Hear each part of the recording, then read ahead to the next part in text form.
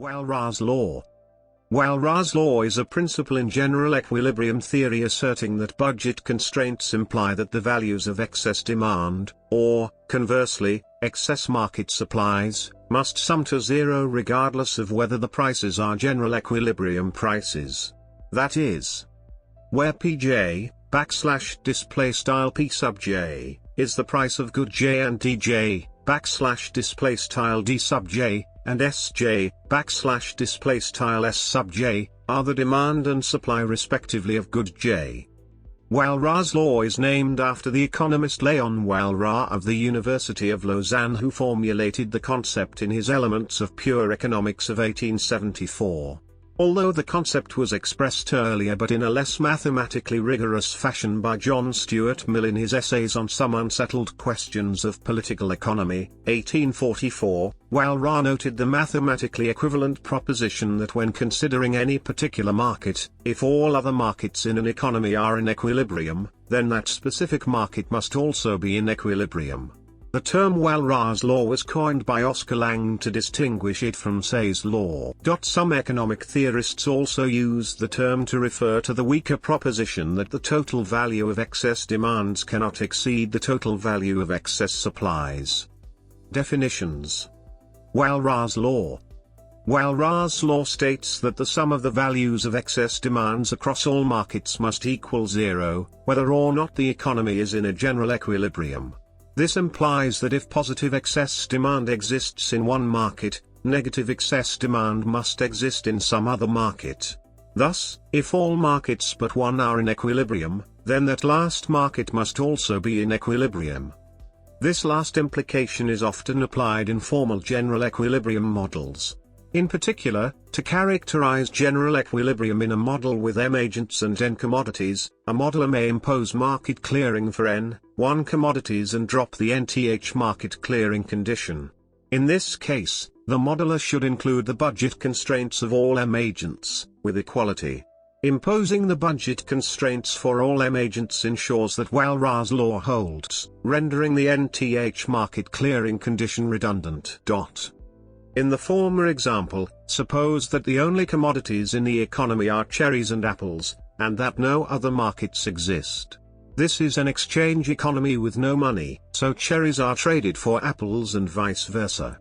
If excess demand for cherries is zero, then by Walras law, excess demand for apples is also zero.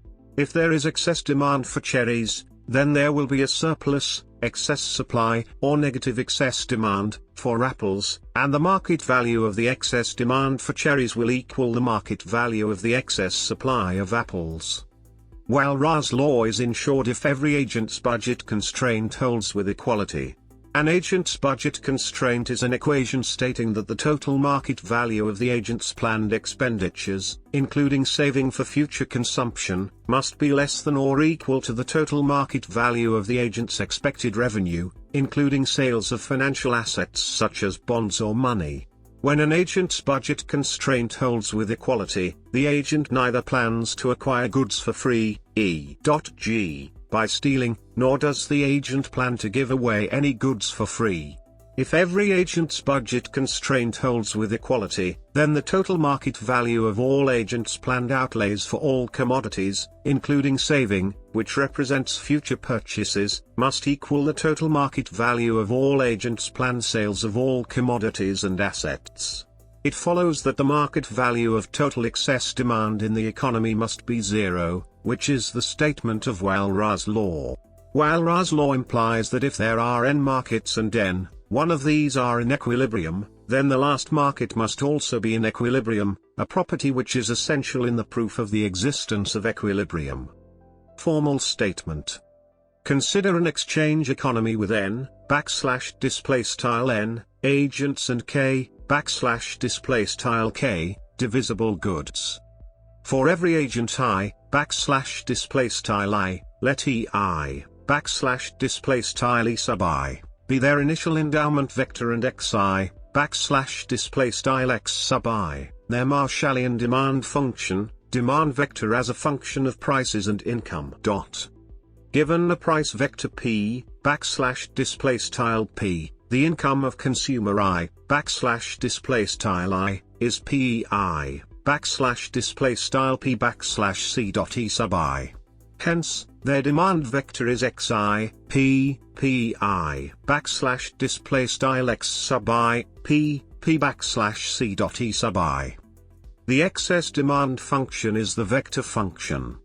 Walras' law can be stated succinctly as proof, by definition of the excess demand. The Marshallian demand is a bundle X, display style X, that maximizes the agent's utility, given the budget constraint. The budget constraint here is. Hence, all terms in the sum are 0, so the sum itself is 0:317 to 318. Implications. Labor market. Neoclassical macroeconomic reasoning concludes that because of Walras' law, if all markets for goods are in equilibrium, the market for labor must also be in equilibrium. Thus, by neoclassical reasoning, Walras' law contradicts the Keynesian conclusion that negative excess demand and consequently, involuntary unemployment, may exist in the labor market, even when all markets for goods are in equilibrium. The Keynesian rebuttal is that this neoclassical perspective ignores financial markets, which may experience excess demand, such as a liquidity trap, that permits an excess supply of labor and consequently, temporary involuntary unemployment, even if markets for goods are in equilibrium.